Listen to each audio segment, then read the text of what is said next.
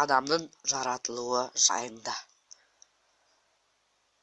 Үлкен Тәңір еркілік пен маңғышөрден басқа да көптеген жан иелерін жаратты. Оларды өзде қызмет еткізіп, әлемдерге бөліп орналастырды. Үлкен Тәңір адамдардың сүйектері қамыстан, денелері балшықтан жасады.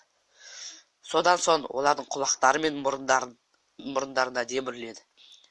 Үлкен Тәңір құлаққа үрлеген кезде Құдайдың демімен адамның денесіне жан кірді. Ал мұрнына дем жібергенде адамның басына ақыл есі орнықты.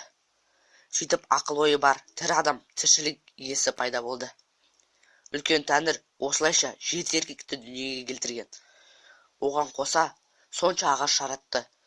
Адамдарын жаратқан соң Үлкен Тәңір сол жерден кетпей тұрып бетін шығысқа бұрды. Шығыс жақта Алтын-тау, Алтай, Алатау болатын. Сөйтіп тағы бір еркекпен ағаш жаратып, олардың беттерін батысқа қаратып, Алтын-таудың үстіне қойды. Алайда 8-ші адамға жан мен ақыл ой үрлемес бұрын Үлкен Тәңір оған: ұғып ал, жақсы болсын, жаман болсын. Жаратқанымның бәрінің қожасы сен боласың. Кімнің аштан өлетіні, кімнің ауру, кімнің сау болатынын өз билігінде. Осының бәрін білетін бол, деді.